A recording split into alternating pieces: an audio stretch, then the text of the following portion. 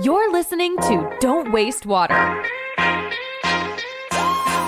We are actually being chased by money today to take more than we need because they've seen A, our deployment skill sets, B, we have put the skin in the game, so we are walking the talk. And then the financier says, yeah, you're walking the talk. My checkbox are all clicked. It's risk-free. Let's go. Take more money. Hello, bonjour, and welcome to the Don't Waste Water podcast. As Tesla is for EV, we want Anaergia for renewable natural gas. So when people talk about EV, they talk about Tesla, generally.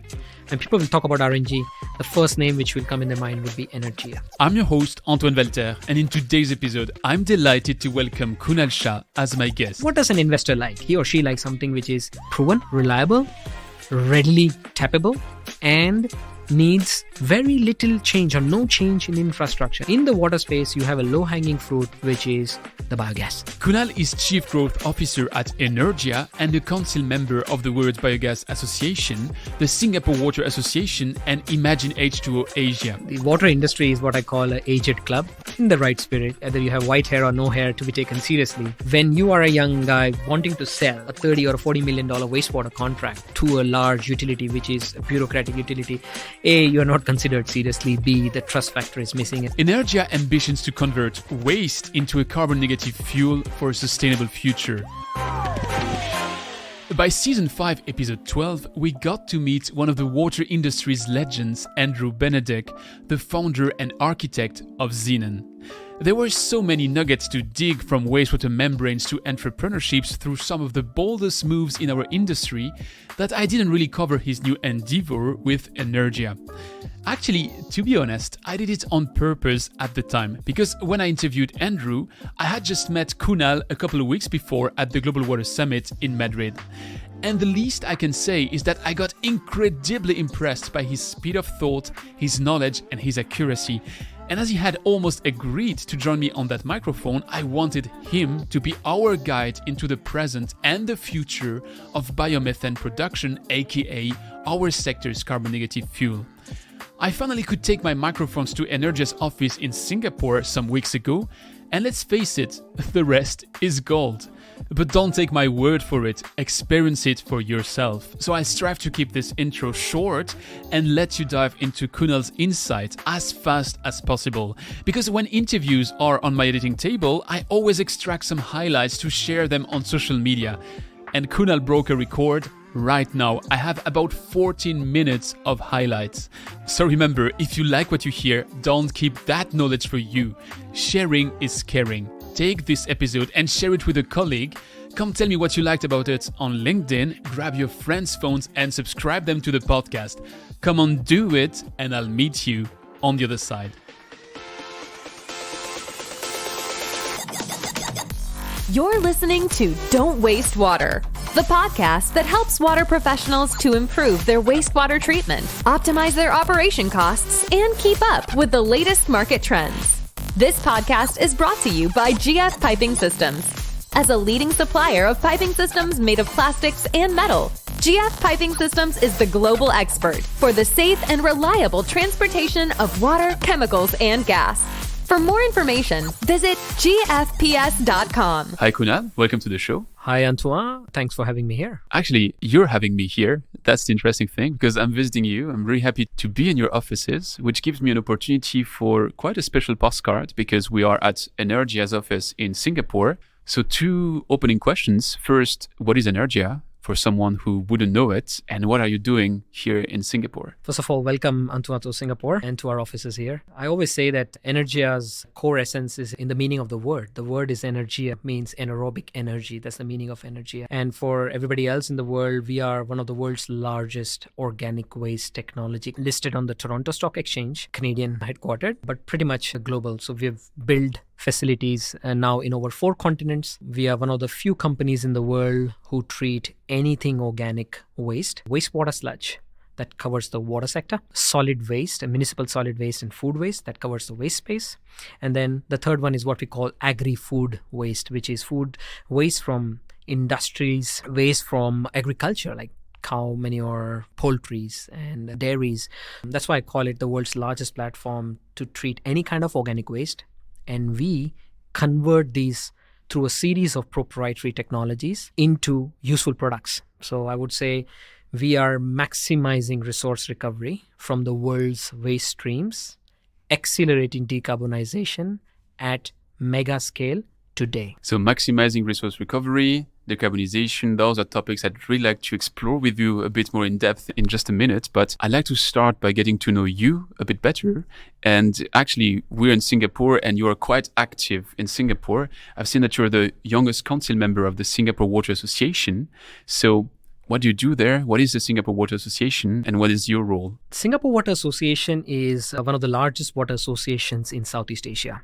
As we all know, and you must have felt it when you're here, that Singapore is the water hub. I would even call it a global water hub now, given the amount of companies we have, given the amount of R&D which happens, and the given amount of market leadership, and I would say visionary growth path which the biggest utility, which is PUB, has created. And imagine just one utility has created billion-dollar industry employing thousands of people across various sectors. So this association kind of brings that all together. It's an interesting thing to have a young voice on the association. And what we have seen is that the association has grown just in the last 15 years from 4 or 5 companies to 306 members today. So we are considering ourselves as a gateway for companies across the world to come, and if we could be of any help in any way to establish here or move into Southeast Asian region, you have my contact details. You mentioned the young voices, and actually I was thinking, if it's a global hydro hub and it has this element of innovation, maybe the aspect of being young is an asset, which is not always the case in the water industry. So what do you think of that? Probably I have to rewind myself. So when I started in the water space and my alma mater, which was VATech Wabag, obviously the water industry is what I call an aged club in the right spirit. Either you have white hair or no hair to be taken seriously. And this is an industry which is beyond technology. This is an industry which is beyond just financing and transactions.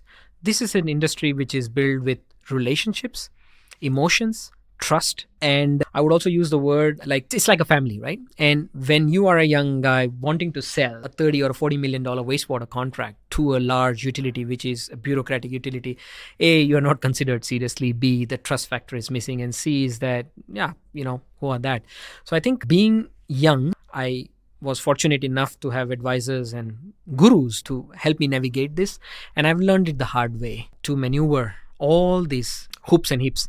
I would say that doing a water sale, if you're not selling a pump and a pipe, if you're doing a complex water sale, and I'm sure, Antoine, you will raise with me that it's a complex sale. You deal with utility on one hand, and the utility has its own organization structure. You have consultants to deal with. You have city politicians to deal with. I'm talking about a municipal contract. And then you have contractors or subcontractors if it's a new country. And then you have vendors. And then if you have a BOT project, you go to the next level of complexity of land, permits, approval, EIA study. When you deal with something like that, there is no one door you knock and you convince that person and you get the job. You have to deal with multiple stakeholders. So I think as a young person, we had all the energy to do that and nothing to lose, right? So we fall, get up next day and move on. So I think the young people from this message I would like to pass on from the podcast is that it's an amazing space to be for anybody young. What I say is that when you do work in the water space and in so many countries, you actually don't need an MBA. And I think that I've done my live MBA in the water space. So you deal with relationships, you deal with geopolitical issues, you deal with real issues on the ground.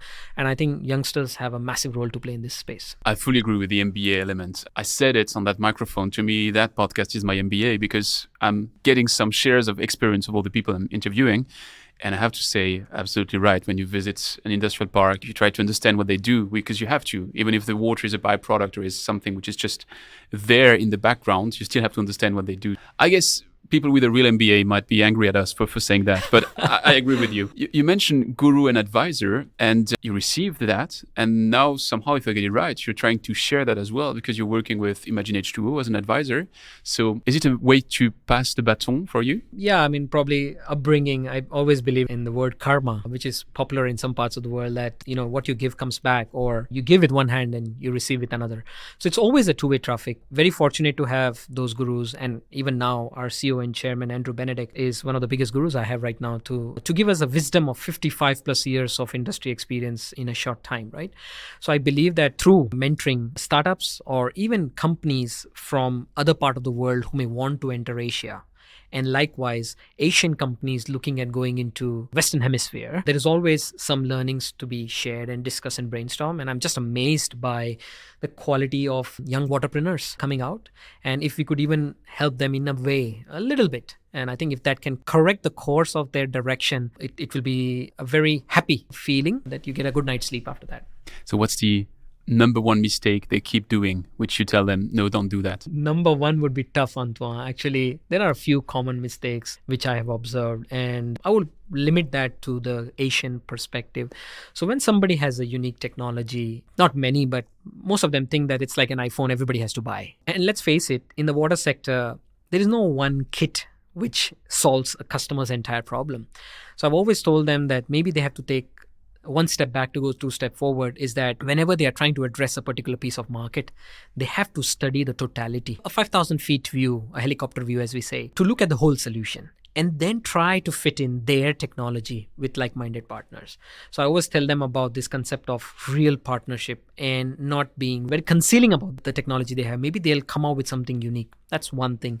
The second one was that the point which I just mentioned, that you knock on a door and you believe that probably you're from MIT and Stanford, so somebody would just buy it. I think it's more than that. You got to bring in technology, but you're also going to bring in commercial offering. You're also going to bring in relation. You also have to develop the trust. And in all the sales I have done so far, I have figured out that when you have trust and relationship built, there is a much more healthier discussion because both parties win. And that is something which I tell them, that consider not from what you want from the guy and what you can sell, but also always think that what the customer really wants and not forcing the technology. And last but not the least is, Antoine, you may have observed over the podcast, is that when you would have spoken to people who have come up in the hard way in the 1970s and 80s and 90s, let's face it, there were not many grants available. There were not many free incentives available. And well, that's not a bad thing, because that always pushes the technology or reduces the go-to market by maybe a decade. But I think completely relying on grants to be able to push forward a product and market launch it may not be the right approach. You always need a mixture of element of some skin in the game, some grants, and the other thing. Again, I'll stop here, but there are some common things which I see which can be improved. And these are very simple things, no rocket science. So we addressed the Singapore Water Association, what you're doing with Imagine H2O, but that's not all you do, because you're also a council member of the World Biogas Association. And still, that's not your main job, because your main job is to be the Chief Growth Officer at Anaergia. What's your fuel for all of that? What makes your day and what pushes you to be so active? I think the fuel is passion towards this space. When I started in the water space, that space really got me just crazy, and it's such a beautiful space.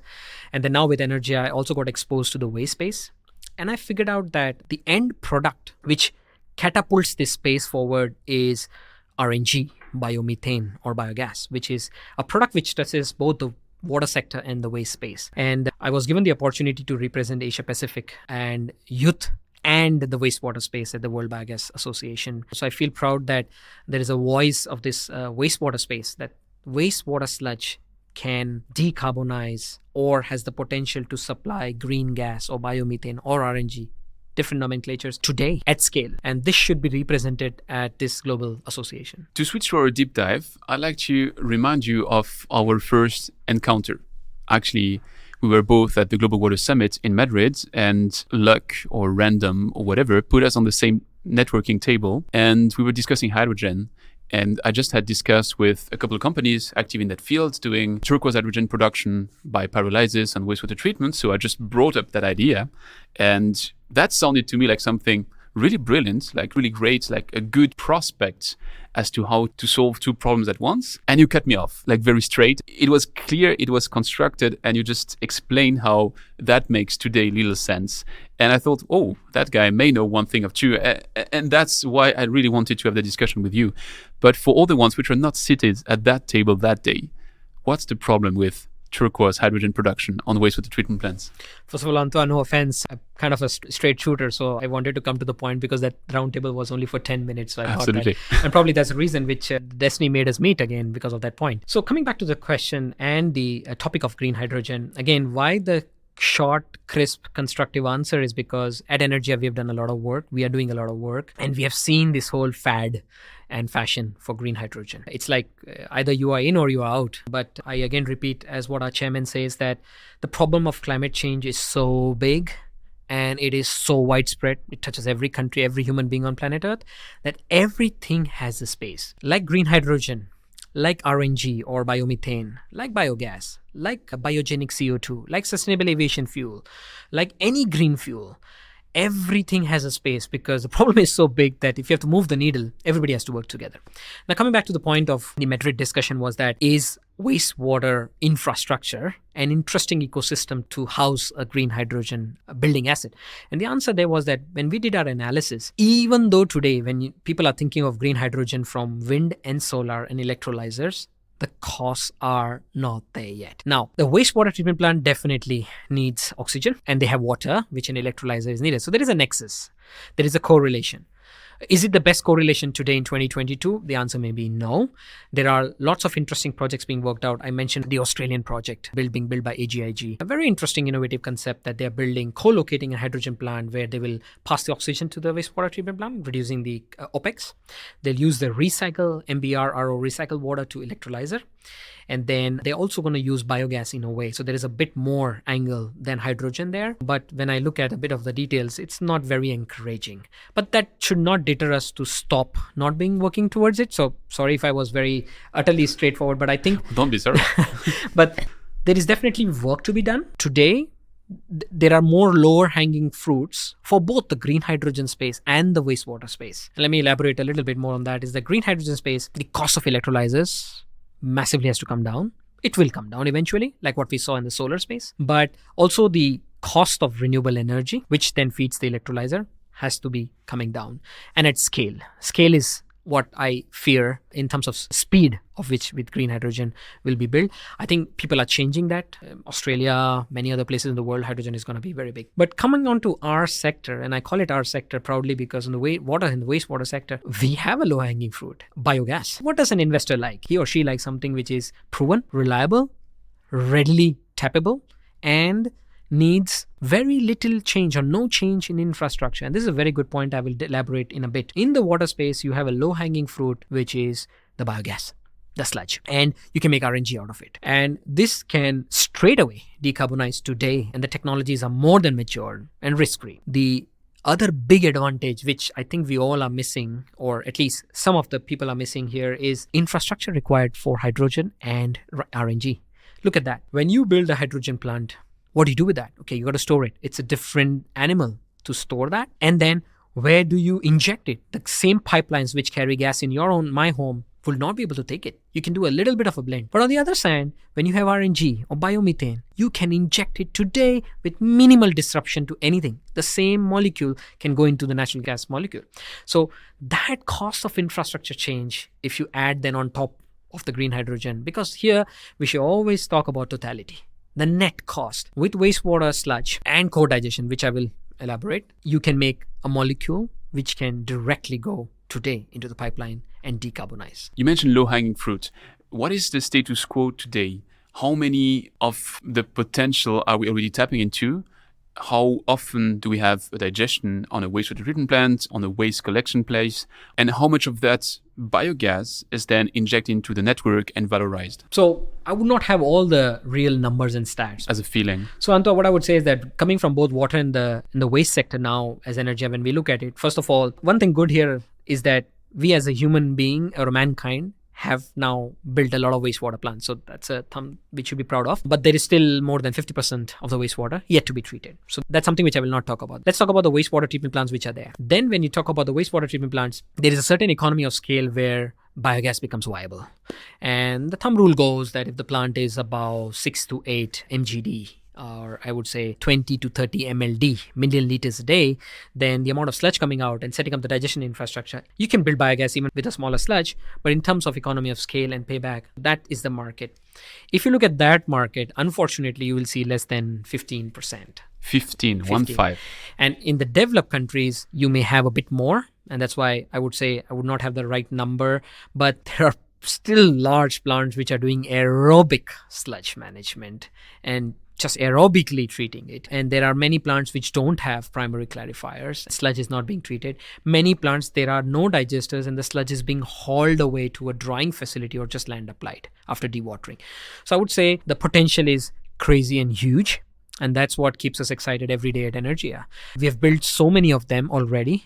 We have so many more to be built. So coming back to the question, what is the potential? It will be several $1 billion, not just from the perspective of building sludge digestion infrastructure, but, and that if you're okay to jumping the topic, I would like to talk about the co-digestion space because again, the beauty with our sector is that we touch so many facets of a city infrastructure or a human being infrastructure, is that we not only have the potential or the avenue to treat wastewater sludge, which is generated at the wastewater treatment plant.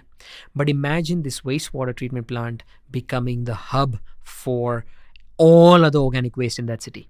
So you now talk about co-digestion, and that is another billions of dollars to be unlocked. So what's the way to roll that out? Because the traditional approach is to say you collect some greases and you mix those greases with your sludge. And it's already better than just the sludge because it brings some more organic matter, it brings a different mix into your anaerobic digester. But what else? What are the other streams which you can tap into, and how do you do that? That's a good observation, Antoine. So whenever I talk about co-digestion, people say, it's an old concept. People have been co-digesting grease, FOGs, fats, oil and grease, and some liquid waste. At Anaergia, we are aware of this when we started this business. And we thought that, resource recovery is the new normal, and co-digestion with simple organic waste is a new normal. But we said, how do we advance this new normal to the next stage? We started with a vision that can we not co-digest any and every bit of organic waste which exists on planet Earth? So now imagine, let's go to this place. Let's take any city in the world, Antoine. And this is a bit of philosophical too. You will see most of the cities have a water department, which includes wastewater sometimes, sewage, and there is a waste department. Both brothers or sisters are generally sons and daughters of the same father or the ministry, but generally there is a China wall between them. They are working in silos. And we realize, or our founder realized, Dr. Benedict realized, that there is so much these two brothers or sisters could do together. Now, it could be a political subject. Then we says the only way to make them talk together, or one of the ways to make them talk together, is using technologies. So we created systematically over a period of time technologies which can extract organics from mixed solid waste. I repeat for our listeners, we have technology proven, patented, reliable, which extracts organics from MSW. MSW is the home waste. Everything mixed, iron rods, tree bars, mattresses, food, and we extract food from that waste using a patented Oryx Anaergia technology. Once you have extracted that organics, you then clean it. We have another technology there. You polish it and you put it into the existing wastewater sludge digester. Can we take a concrete example of that? Where do you roll that out? Oh, many places now. I will start with California.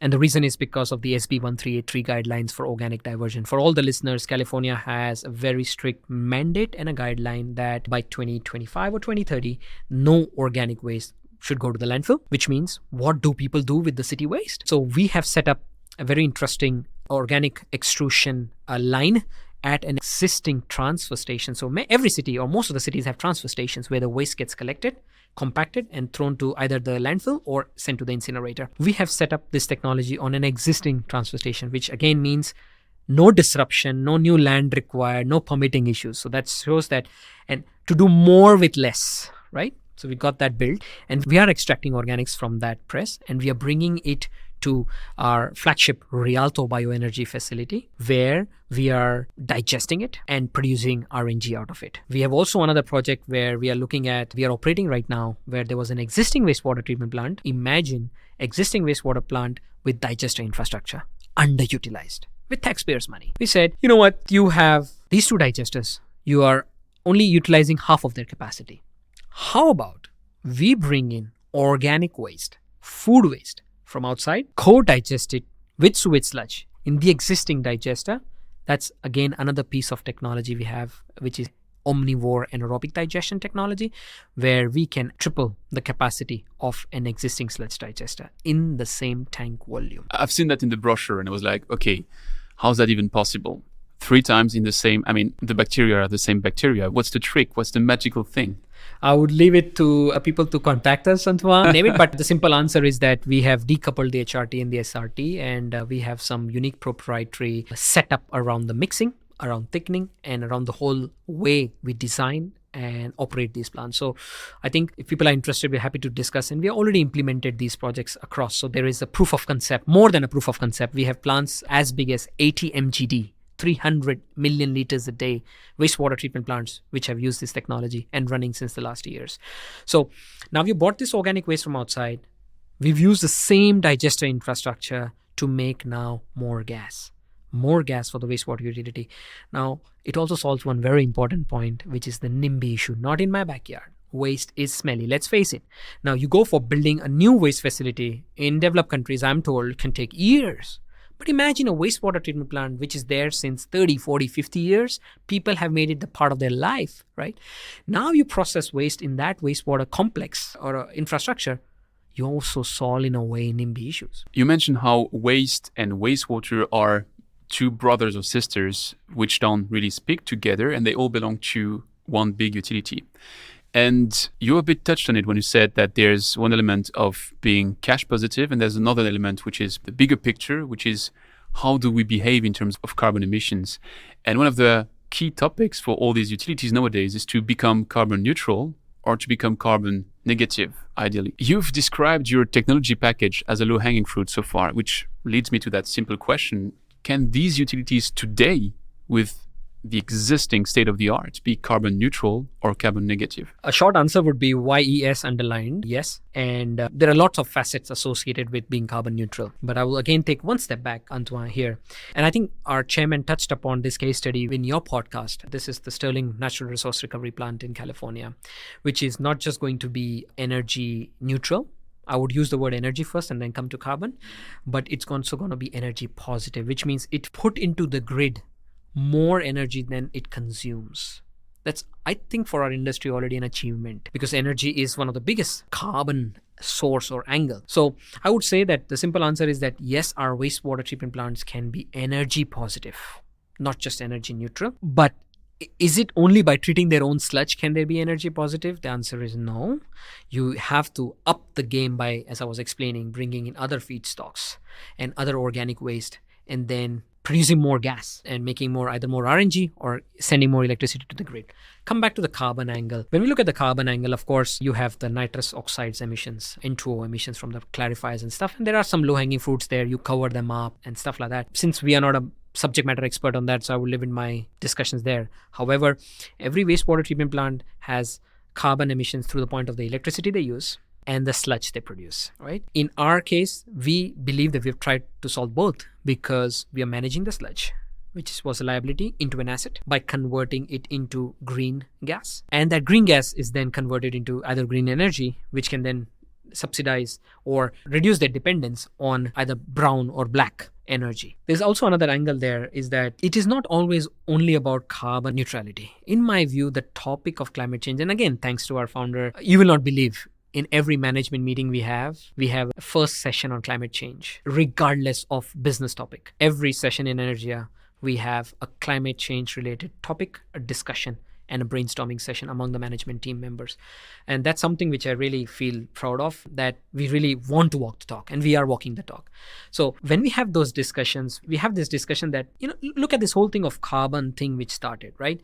The carbon thing which started from a perspective of climate change or goals of climate change or the temperature rise which is going to happen. But there is another factor what we have observed, and I can name a few case studies or observations. With climate change, there have been more blackouts and brownouts, even in the developed nation, with forest fires, with flooding, and with God knows what, there are so many catastrophes which happen. And most of the utility bosses or leaders we have spoken to are shit scared about one word, that's resilience. How do I, as a public utility, enhance my resilience? It's good to talk about carbon neutrality, decarbonization, very fancy and very nice words.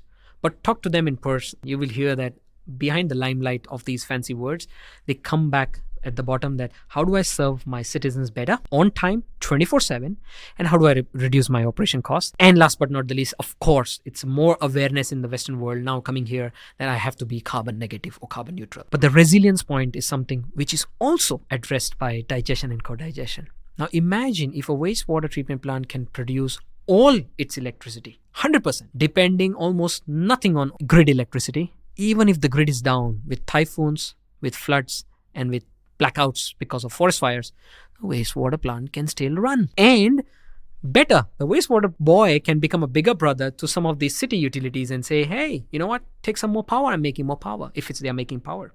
If they're making green gas, the gas utility can have gas utility. Again, we've also seen in the world of war that as much as we thought of globalization, we all have to face it that it's moving towards a globalization or even a localization. Now, a city or a region or a country depending entirely on imported natural gas, nobody knows what would happen tomorrow.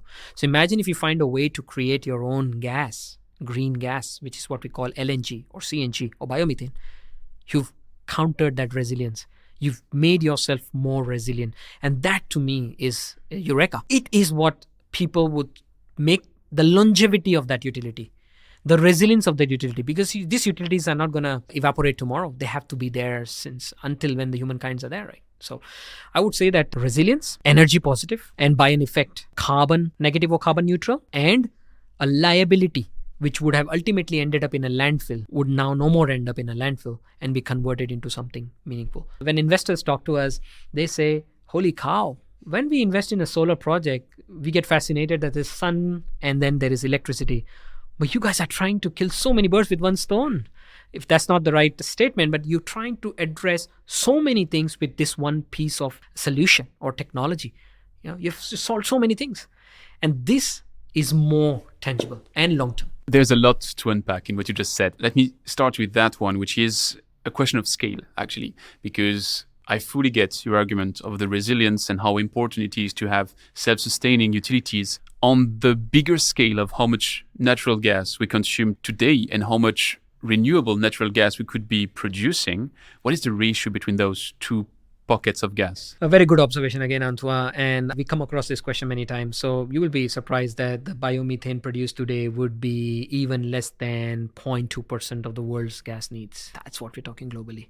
And again, I would like to correct the facts, but International Energy Agency has this printed in a very nice way. And World Biogas Association has an annual report which has it. So you can imagine that so little has been done until 2022, which also means that a company like ours has so much to do and professionals like us have so much to do, right? Number two is we also get these questions that, oh, even if you were to build, it will be a small drop in the ocean. But I just would like to repeat the thing I said. There is a role for everything. It's the hummingbird metaphor. Absolutely. We've already lost a little bit on that time. And I think every bit helps. And this is the low-hanging fruit. And I don't have to wait for 2030 when the new fuels are going to be competitive. This is competitive today. Actually, my question is a bit, there's two ways to look at it. The first is, if you shoot for the stars, you might be reaching the moon. So that's the positive way to look at it. And then I'm fully with you. So if you directly say that you could be building so much more, the other way to look at it is, an elephant, you eat it piece by piece. And the next piece might be, okay, if there's 15% of equipment, maybe the next step might be to go to 20% of equipment and slowly go up to 100%.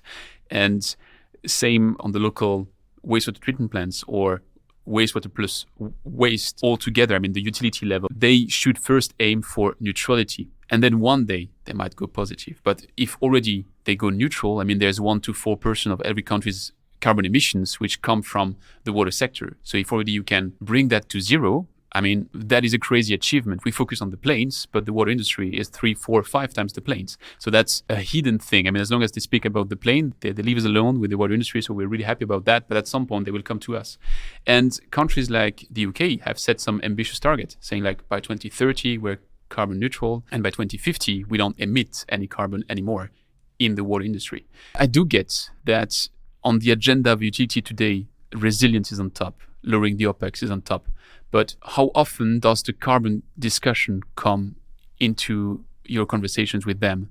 Is it something which you've seen moving over the past years? Is it something which you see booming? I mean, there's a difference between moving and booming. Or is it really something which is, still a backstory? There's some good points which you mentioned in the question just now. One was energy positive or carbon negative is like the North Star, right? I 100% agree with you that utilities have to first go with the lowest hanging fruit, which is making use of all the waste products they have to convert it into extract energy value out of that. 100% agreed. And we started like that as a company by first telling people that, hey, treat your sludge in a more efficient way, in a more productive way rather than the older technologies, and doing more with less, which means can the same infrastructure be upcycled? can the same infrastructure be used to solve the existing such problem and then move towards co-digestion and all that kind of thing? So that was one part of the thing. I agree with you. The second part is, which you mentioned about whether we observe, and I think it will be not appropriate, and I think I will feel bad if I don't mention this utility in my podcast today, is where we are sitting, PUB, Public Utilities Board of Singapore. And all the points which I just mentioned has some of the other element associated with PUB as well. And I will explain to you slowly about what they're trying to do.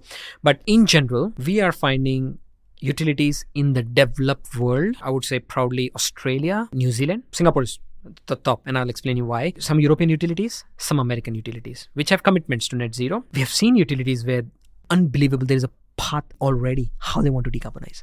They have mapped their carbon footprint already.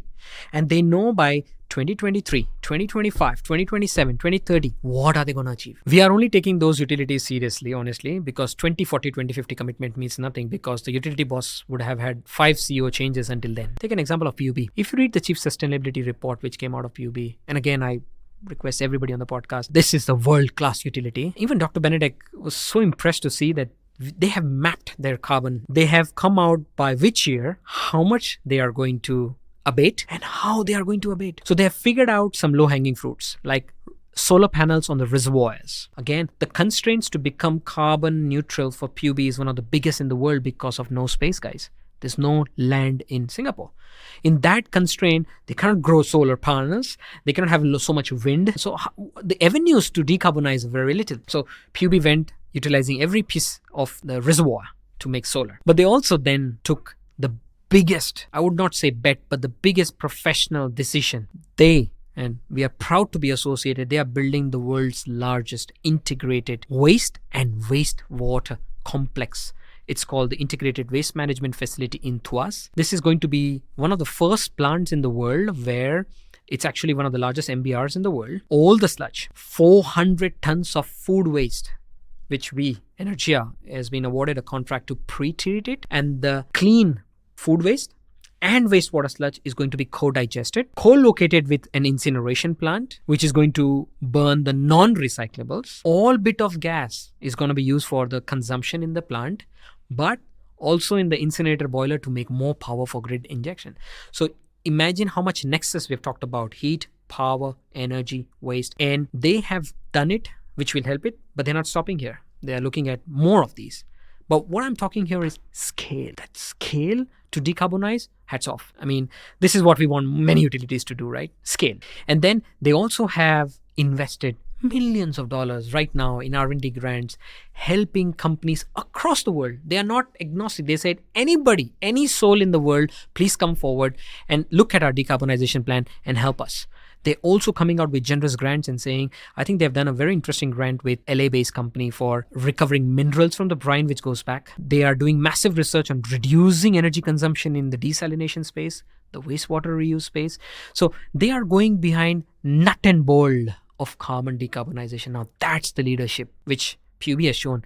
And there are other utilities also showing. I think we need to do it that way. Sorry, long answer, but I'm just saying that great answer. There are utilities which are coming. Honestly, we are happily working with many of them, helping them not just to sell a product and make some money. I think we as Anaergia are also approaching that it's a bigger problem which everybody has to solve together. It's a partnership. Sometimes the utility may not have the necessary financing. We say, hey, you know what? We're a private sector company. We can finance this facility and you can have a joint benefit out of it. That is something which we're also trying to accelerate. Actually, that's the right word. One is maximizing resource recovery, which I talked about. The second is acceleration. Yes, we will decarbonize. But guys, we got to speed up. We got to buck up. Look at how the EV industry has evolved, right? Like that. So we have to accelerate decarbonization in the wastewater space. We have to push it. And the third thing is the PPP and the BOT angle, which is where the private sector financing comes in. So much money available to do this. But where are the right projects? There are no right projects because people are thinking in the silos. I want to sell them my technology. I want to only build a plant. I want to just operate the plant. But if you break these silos and you become a developer, which we are also, in a way, money is chasing. Hey, can you show us a project where we can invest money? Let's jump into that one. One of your good friends, Reinhard Hübner, on that microphone, at that sentence, which is staying with me since we discussed, which is too much stupid money is chasing too much stupid projects. And he also underlined how there's money available, it's just that they're not the right projects to put next to it. So it fully goes into the same direction than what you're just explaining. Isn't it surprising for a company like Anaergia, which just went public, which is still quite young, which is on a short life cycle, to be going that much intentionally into the risk zone of investing in your own project, of doing BOT, of doing PPP? I thought that would be something for, the established good old French companies in that game for 2 centuries. First of all, Antoine, I agree with what our friend said on the podcast, but I would say there is no stupid money, there is money, right? So every money has to be an interesting money. But jokes apart, I think maybe I will answer this question a bit personally as well, and as well as what I've observed and what we at Anaergia thought. When I was looking at this waste space and wanted to make a career, and Anaergia came on the forefront, the biggest single reason which attracted me, of course, the founder is there, but I think the delivery models. Now, let me explain that. Most of the tech companies would like to offer their tech and leave it. And again, learn the hard way of marketing with utilities. And when you go to a utility boss and say, I have the best pump in the world, but the utility boss say, yeah, but that's just the best pump. And what about the pipe in the front and the other system at the back, right? The whole system. And then the technology guy says, oh, but I don't do that. And then, okay, will you supply the technology? Yes. Will you operate it for 5 years? We don't do that. Right? So how do you convince? What I feel proud, Antoine, about us, and yes, it takes a lot of gut, passion, money and vision to do what Anaergia has been able to do in short span, but also the thought. Rewinding the story, when Dr. Andrew Benedict launched Anaergia, his idea was to really focus on the methane molecule, which comes out of organic waste. But since coming from many decades of wastewater experience, he thought that how we could also unlock that in the wastewater space. But this time he said that in the past company, he sold kits. This time he said that the industry which we are dealing with now, water plus waste, which to the audience here is an amazing industry. I'm figuring out every day is that not that fast as water as well, right? But it has its own beautiful features. That we figured out that if we have to push things, we just can't be living in the glory that we have the best technology in the world. We have to demonstrate our solutions at scale. And if people don't bet on it, we bet on it. How fair it is. If you don't bet on your own technology, why should a utility guy bet on your own technology? So Dr. Benedict decided that in order to be masters of our own destiny, in order to, again, the word accelerate deployment, at scale is the third word, and today is the fourth word, he said, we have to change the business model. And from day one, the company is built that we are proud to be an end-to-end technology solutions provider. What does that mean is sludge and waste comes on the factory of our plant.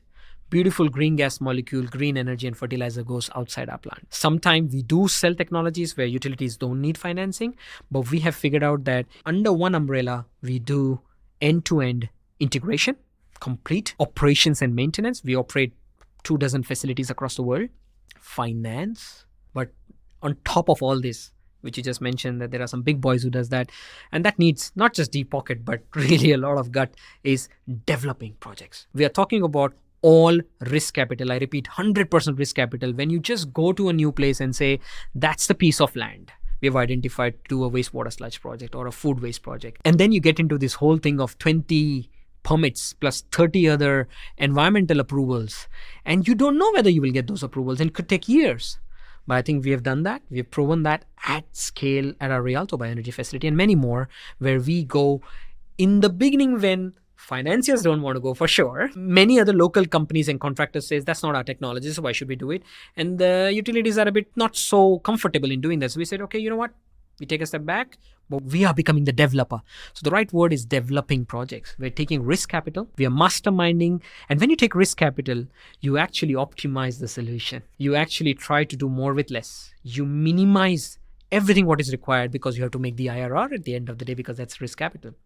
And that's what people appreciated when we went public. And even today, that there is so much financial commitment of the founder as well as the company, which is invested. And that gives them more comfort that if the founder and the company is invested, I think we're going to give them more to do more. So we are actually being chased by money today to take more than we need, because they've seen A, our deployment skill sets, B, we have put the skin in the game. So we are walking the talk. And then the financier says, yeah, you're walking the talk. My checkbox are all clicked. It's risk-free. Let's go. Take more money. So if you're chased by money, what's the bottleneck for your development today? Again, a very good question. So I think the answer is simple, but I'll give it in bullet points. In some places, regulations. Even today, there are many countries in the world which do not have regulations and incentives for organic waste management, for biomethane or RNG incentives. They're still comparing it with fossil. But today, those same people are thinking differently because the fossil gas prices increase. But that's not sustainable in a business model. So regulation. B, clearly economics. Many countries have the benefit of moving towards the circular economy and carbon negative approach. So there are funds available, but there are still, we're talking about 60-70% of the world or 80% of the world's population, which does not have that. So economical drivers to really push it. And number 3 is socio-political, COVID-19 and stuff like that. But I think this is 2 years. But it shouldn't be hard on ourselves because look, just in 10 years, Antoine, you have interviewed a lot of people. The gestation period to make some eureka product, unicorn here, takes 15-20 years. Or more. And what we've tried to do is, and again, I'm not being proud and being complacent, but we have more to do. But in 12 years, 13 years, we proudly own 13 assets, millions of dollars of asset value under our books. And we have done it. Are we happy with our speed? Always not happy. But can we do more? Yes, we can do more. But what we've decided is that there are 24 hours in a day. So what we said is that in 24 hours and with the limited resource we have, let's focus on customers, countries, cities, and industries and Fortune 500 companies who are really serious. Just if we focus on that, Antoine, we need 24 hours a day, actually. And if we do that, we are decarbonizing anyway, because the CO2 molecule which emits from Singapore doesn't discriminate the skies of San Francisco. The CO2 molecule goes across, right? But here, I must say, another very proud thing about Anaergia is that you must have observed that this carbon story and decarbonization story is led mostly by the Western nations, or not Western nations, developed countries. Japan and Korea is also doing that. Singapore is also doing that. But I think the fact that we are in Singapore, the fact that we believe that 1.4 billion of India, 1.5 plus of China, and 680 million of ASEAN, that's 50 plus % of the world's population. So imagine the carbon emission from here. Now, we want to truly be a global company. We could have been happy in California, Canada, and Europe. But Dr. Benedek said, we really have to create an impact, guys. We have to be in Africa too. We have to be in Asia too. And I think the investments we did many years ago are paying off. We are the single largest biogas company from a Western world to have a full-fledged office in Singapore. We have design experience, design, engineering, project management, operation maintenance, financing, admin, marketing from this office. And the chief growth officer of the company. So somehow a sign that you believe that is going to be your development place. Thank you. I mean, that's another thing which, one more thing in our company. And again, reaching out to potential talent in this industry is that it's an amazing world to work with. We have no age limits. If you have the right attitude and the right passion for climate change, this is the gate you want to enter into. And then this is some of the facets, as a COO is below 40. I'm below 40. It's not just that age factor, but I would say that, and COVID taught us all, it doesn't matter where you are because it's so much intertwined. Our company is so working like a family that I would know exactly what is going on in US and Italy, for example, as they would know in Singapore. So that was another facet. But yes, you're right. Somewhere in our mind, we believe Asia is the growth engine. We have done good work. We are not happy. I'm personally not happy with the speed. I shouldn't blame. There are a lot of developing countries, low-income countries. We are now figuring out solutions, how I convert my developed world solution into a developing world solution. So solution remains the same. Can I make it more competitive? Can I offer it in a different way? So we are doing all that kind of engineering right now. So Asia definitely is a growth engine. So when you say different way, it's different technical way. The business model remains the same. You're developing and you're doing an end-to-end solution. And what are you selling at the end? Is it biogas? Is it? In Asia, there is a small difference that we would prefer to do co-development. I must be honest on this podcast that I wouldn't go to Papua New Guinea or Vietnam and say, I take all the risk, right? And it's foolish to do that as well because there are so many strong, capable local conglomerates there who may not have the technical knowledge, but have the infrastructure knowledge, the construction expertise, and the financing expertise. So in these countries, we are co-developing, take part of the risk. They take part of the risk. Maybe sometimes they take majority risk. We also put some skin in the game, right? Because trust is the word in Asia, Antoine. In order to build trust, you can't just say, I have the best iPhone in the world, buy it. No, you got to put some skin in the game and say, yes, we are committed that this technology will work and we operate it together. And the products here we are looking at is a mix. Renewable energy is still very hot topic in Asia because there's not much electricity. Be aware of that. Not electrified 100% of Asia. So there is green energy incentives in some places like Japan, Vietnam, India, Indonesia. And then more and more what we are seeing is after the war that the demand for biomethane molecule from some very professional and ambitious and I would say climate positive companies like PepsiCo's of the world, like the Fortune 500 companies, they are all saying that no matter where my factories are, I need green gas. I need to take care of my waste. And, these are the kind of things also we are looking at. So. And what about your waste? Because on that same microphone, I was discussing with Semra Bakaloglu, and she's done some studies on the emissions of the biogas industry. And she proved it to be twice bigger than formerly estimated. And what she showed is that it wasn't so much about carbon emissions. It was a bit more about methane emission. And methane has a 28 times higher climate impact than carbon. So in terms of the number of carbon molecules, not that much, but in terms of impact is pretty high. And what she was proving is that the portion of that sector, which is the most sensitive and which is the biggest emitter, is basically the waste of that sector. So the sludge digestates or the waste digestates. What are you doing with that portion of the matter you're dealing with? I don't have full knowledge about the fact that the industry itself, the processing itself generates 2 times. Maybe we should have a discussion on that. But what we have observed is that by bringing in professional proven technologies, kind of plucked all the leakages if it would have happened through the digesters. And there are a lot of beautiful sensors and all. And our plant are top-rated HSE compliant plants. Now look at the other side of things. Imagine if that utility was just throwing away that sludge. What was that methane emission?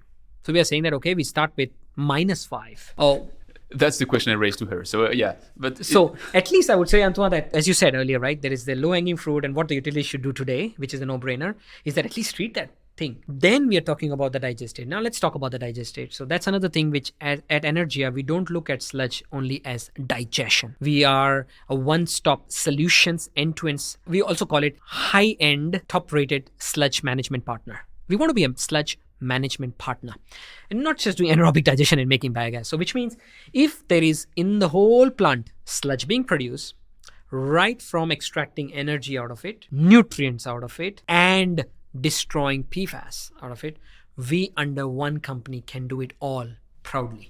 How do you destroy PFAS in sludge? PFAS has its own interesting and a long abbreviation word, but there is a PFAS chemicals. They call it emerging contaminants, which has been found in many places in the sludge. So what we say is that first thing first, take out the energy. No brainer, guys. Let's put digesters, efficient digesters, either in existing wastewater plants using our technology or new build digesters. So you've taken out the energy value out of the sludge. So you've got some income. Second is you've got digestate now. So you efficiently dewater it. We can do that. You get the digestate. In some places, if the wastewater is not mixed with industrial wastewater, you can land apply that sludge. It's happening. But more and more, it's becoming a taboo. So what we figured out is that first problem is there, volume reduction. So much sludge cannot be handled. And the second is PFAS. But PFAS not from the perspective of destroying the emerging contaminants, but again, same thing. Can we recover something out of it? So we've recovered energy out of it. That's why I use the word Anaergia is all about maximizing resource recovery. Recover the energy value, recover the nutrients value. We have ammonia stripping technologies and stuff. But last bit is the volume. We've reduced it. And we have technologies which can make biochar out of sludge, destroying PFAS, and now created a product which is biochar, which again, by the way, has carbon sequestration angle. Once you put biochar into the soil, and again, we can have a separate podcast on that, but once you put the biochar into the soil, it retains the moisture, number one. It has absorbed the carbon, and it is a longevity which it offers. So in New Zealand, we have seen projects where people are financing just biochar application on grasses because it sequesters carbon. So energy maximization, volume reduction, PFAS destruction, and biochar production. End-to-end sludge management partner. I think that makes for a good roundup for the deep dive. I just have one question left, which is a bit my crystal ball question, which is how would you define success in, let's say, 5 years? We have some thought that as a company, we have our, honestly, financial goals in terms of market cap. We are ultimately shareholder owned, right? So we have to give back to our shareholders who trusted and invested into this journey. So we have our 5-year goal on where we want to be in terms of shareholder value, market cap, revenue, bottom line. Because as our chairman says, if you do not have your own company sustainable, how will you make a world sustainable? You have to first get your own bread and butter profitably to be able to finance the world profitably. So that's one part of our success measuring. But I think if I were to tell you that how we would define what we are, as Tesla is for EV, we want Anaergia for renewable natural gas. So when people talk about EV, they talk about Tesla, generally. When people will talk about RNG, the first name which will come in their mind would be Anaergia. And how we will do that is by building, our dream is to build the green molecule from any available organic waste, including wastewater sludge in the world at scale. I literally mean at scale. So imagine right now we are already in the top 3 renewable natural gas producers in the world already. Of course, go to the top. I would even call it, we are the largest actually from waste. But the dream and the wish is that, as I told you that analogy, but if you were to think, we would be decarbonizing cities, we would be decarbonizing transportation sector, we would be decarbonizing maritime sector, we would be decarbonizing aviation sector, and we would be decarbonizing industries. That's the wish and the dream. Personally too. Kunal, there are so many open doors in that discussion, which I'm a bit frustrated because I cannot jump into each and every of them because I have to be conscious of your time as well. So I propose you for today to switch to the rapid fire questions, but I also noted that you yourself said that it would be matter for a sequel. So I'm taking a note there and I will chase you down.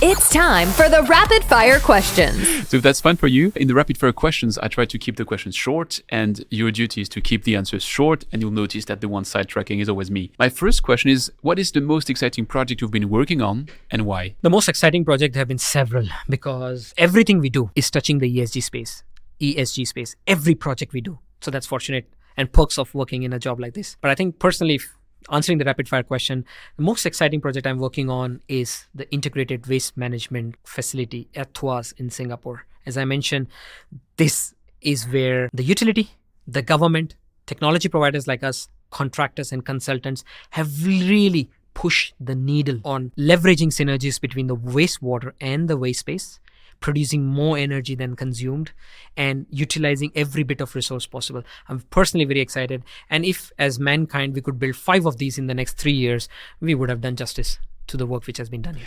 When will it be commissioned? It will be commissioned in 2026. So obviously, in the next time, whenever the plant is ready, I wish everybody can do. But as Singapore is very transparent, the details of this plant are already on the website of NEA and PUB.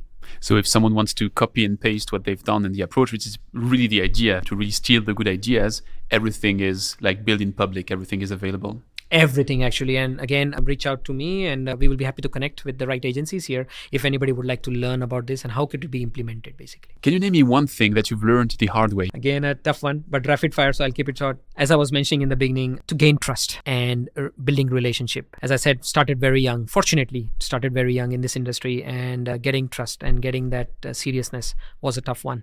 And I think the hard way I've done is to be persistent. That's what my former gurus told me and the current guru. Be persistent. Things don't happen in our business overnight. So no deal is signed overnight. But every day I wake up thinking that I'm going to sign a contract. As a business development person, you will also realize that. And I think perseverance, patience, and it takes a village to gain trust. There's no right formula. And every formula is tailor-made for the person you're building a trust with. It's fascinating because I could have somehow made the same answer. It's similar experiences. So I really, there you go. Yeah, recognize what you're saying. Is there something you're doing today in your job that you will not be doing in 10 years? I mean, I would say that I would not get into details of how we work as day-to-day employees and stuff. But I just take it a different twist to this. Today, although we said that money is chasing us, but still there is a ESG money, if you want, in our industry. If you talk about any good startup in our space, if you talk about people who want to build this plant, they would still tell you that how tough it is to get VC, PE, and project financing. If you don't have the right pieces of the puzzle solved, there is a different way of how this could be managed in 10 years' time. I think the tables would have turned in 10 years' time. I wish you're right. And if we go towards those 10 years, what is the trend to watch out for in the water sector? A few. I would say that consolidation of water technology companies or consolidation of water system integrators is a big thing. Some of our friends are already doing it. One was on your podcast. There are some other companies who are doing it. But just imagine, Latin America has X countries. Each country has a system integrator focusing on a particular sector. Imagine if somebody thinks of a Latin America waste water or a waste consolidator, immediately could become a billion-dollar company. And then once you have the scale, you can bring in efficiency, you can bring in financial strength. So I think consolidation, which I'm seeing in the waste sector, is not so much happening in the water sector, obviously also because the way we are regulated and stuff. But in terms of technology companies, in terms of system integrators, there is a consolidation, which I see as a trend happening. The second trend I personally believe is the VC and the PE. Rather than just taking a commercial approach, there will be a sense of blended VC and blended private equity coming in. Blended finance is the word, which you see in project financing. But I think VCs with family offices would look at blended approach where the valuation expectations as well as the premium expectations would have toned down. And there are many other things, but I will limit these two. Actually, the consolidation, you touched on the regulation. I guess it's the biggest hurdle. If you look at what's happening right now with Veolia and Suez, which are still not merged because of regulation, I would have a hard time thinking that all this South America country, to keep your example, would allow all of these companies to come together, because that would create an antitrust issue probably. You get that very question, but there was a certain level of complexity thanks to always the French culture also, but maybe there is a complexity in the French deal because they were also dealing with a lot of utilities which are owned by a particular cities, and that would have created competition. When I meant about consolidation of technologies is imagine what DuPont did. They bought a UF company, they bought a RO company, they bought a Desalinitech, and they created a consolidation membrane platform. Imagine in Latin America, not the public sector utilities, but imagine there are $20 million company in Peru, $30 million Colombian company doing industrial water EPCs, system integration. If they combine hands, the government has no problem, actually. There was as I understand from the deal, and I'm not an expert on this, is that what I understood from the French and Veolia deal was that there were a lot of these concessions which have created monopoly. So, of course, those are the devils are always in the detail. But I think consolidation of assets, consolidation of tech companies, and consolidation of system integrators could be a trend going forward to leverage economy of scale, leverage more financing, and bring in more efficiencies. If you were a world political leader, what would be your first action to influence the fate of the world's water challenges? That's a tough one because, water is such a local subject that, of course, if the question was that if I was the water minister of a particular country, what would I do? But let's take it a step back. I would say that if I was a world water ambassador, which there is a small corner in my heart says that I would want to go for it one day. I think what I would do is all the multilateral money which is being spent, ADB, JICA, World Bank, IADB, I don't know how much is being spent on awareness. Awareness right from the child is 1 year old. Awareness about the real hardships which people are facing in countries. And thanks to my background, I grew up in a state called Rajasthan in India, where even though you are rich or poor, you don't get 24/7 pipe water. Take it. You get tankered water. You get 2 days in a week water. You grew up there. Even if you are rich, you cannot get it because there's no water. So now imagine, I'm sure you've done your field trips in Indonesia. Look at the peaty brown color water. I am not even talking about Africa. Antwa, how many people who are even listening to a podcast are aware of that harsh reality? Not just a documentary. So I think I also take an inspiration from Singapore. The former Prime Minister Lee Kuan Yew said that first people have to be aware in order to put the value to the water. Why people think water falls from the sky is because they just think it that way.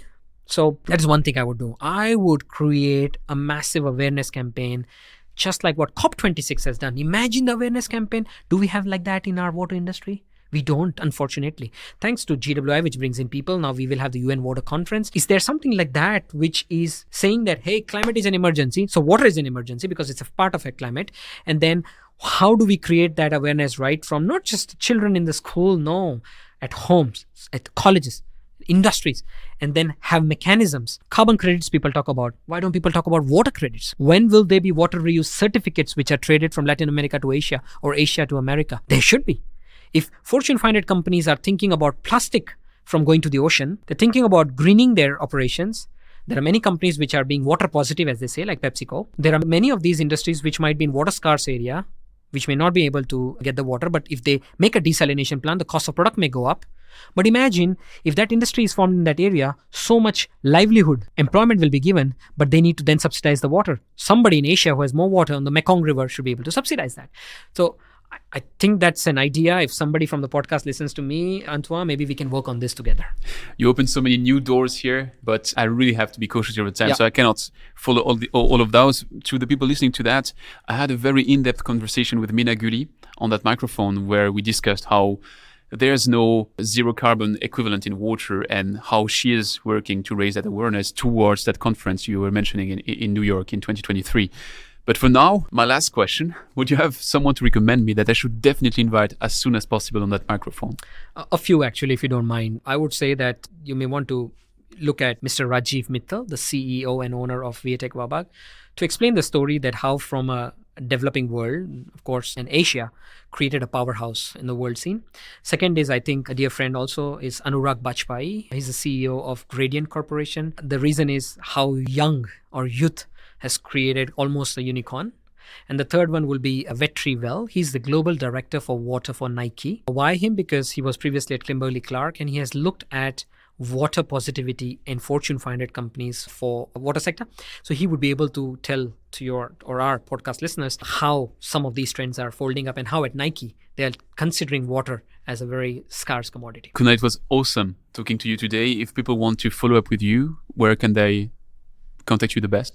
So I think I'm on LinkedIn, but I have my email ID, which I can share with you. And our website is very much agile, so they can reach out through that. And it's a small world. They can reach out to you if they want, and then you can connect us. Awesome. So as always, the links will be in the description. And thanks a lot for having me at your office. And I hope there will be a sequel. So many open doors, we cannot just afford to not explore them. Absolutely. Thank you for coming, Antoine. Thank you for your time. And if you're okay, if I were to summarize this podcast, because it's been a nice reflection on a lot of points which you raise, is that I would say to the young professionals that this is an amazing industry to do a live MBA. To people around the world which want to deploy money, have technologies, have EPC skills, and are consultants, it's time now to come together and partner to create decarbonization projects, I repeat, at mega scale today, and not just talk about it in conferences. Number 3, we at Anaergia are maximizing resource recovery, accelerating decarbonization at scale today. I repeat some of these words because this is something which, if somebody is listening to us and somebody has an idea, please come. We would like to do more of this in many countries. So let's work together. Thank you. Awesome. Thanks a lot. Thanks for listening to Don't Waste Water. This podcast was brought to you by GF Piping Systems. Loved this episode? Head over to Apple Podcasts to subscribe, rate, and leave a review. See you next time.